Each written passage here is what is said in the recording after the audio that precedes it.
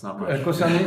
Concerning my style have changed from 93 through to 2000. It was the first bigger, more extraction, more concentration, more over extract. It depends what you want to see, but anyway, it was more concentrate. And from 01 to 04, it was less and less concentrate.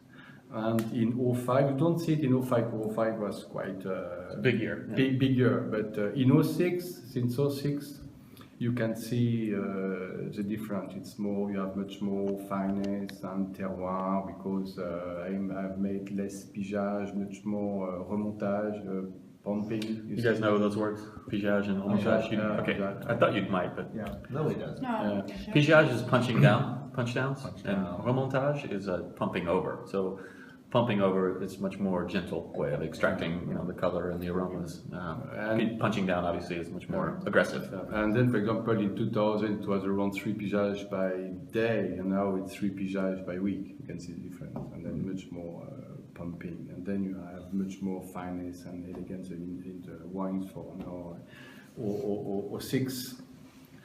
Concerning the nuke, it's near the same because before it was 30% of nuke, 35%, and now it's around 20% for. It's 20% for villages and maximum 30% for first cru and grand cru, and then it was the same. The evolution is much more with the style.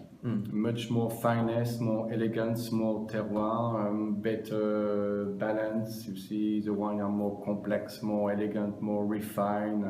Compare the first cycle. You see, but it's ordinary evolution when you want to improve the quality. You see, and the result is good. What made you decide to change? Just my taste. Yeah. You see, when you start to make wines, you want to put your identity, and you are young, and you see, you want to print your personality in a way. No, but especially because in Burgundies, for a decenny, part of the planet, I say, like in Burgundy, you don't have concentration, you don't have color, blah blah blah. You see, and it was a solution to show how you can prove you can have color and concentration, and this style of work for in the 90s for very long time. Yeah. You see, but after you have your own taste and you taste other producer and after year after year you drink wine with less and less concentration, you see, and at the end you say, oh, okay, I like this, but I don't make this wine.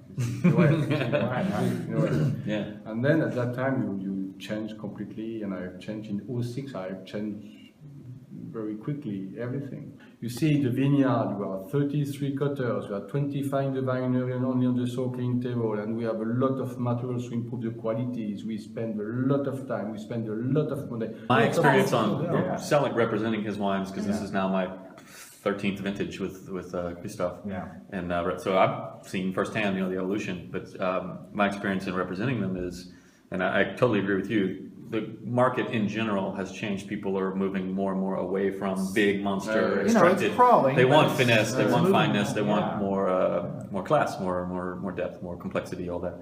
What he's doing. But what I have found is that when Christophe really became known, really well known, it was especially on the 02 vintage. In the U.S. anyway, when he really became known and collectors were buying, seeking him out and everything. And he kind of built his reputation on the wines he was making before, like he explained. Now what I'm finding is in the last few years, I'm having to go out and sort of deprogram, reprogram, whatever you want to say, a lot of the buyers, because they say, oh yeah, Perrot Minot, oh yeah, I know Perrot Minot, yeah, his wines are really modern, really extracted, really, and then I say, no, okay. And then you show them the wines, and I've just been seeing more and more people going, wow, that's not what I remember, that's great. But you see, when I've changed my style, it was only for my palate, no, not because the market changed. Of course. And my clients stay, you see, they just say, okay, it's a very good evolution, and okay,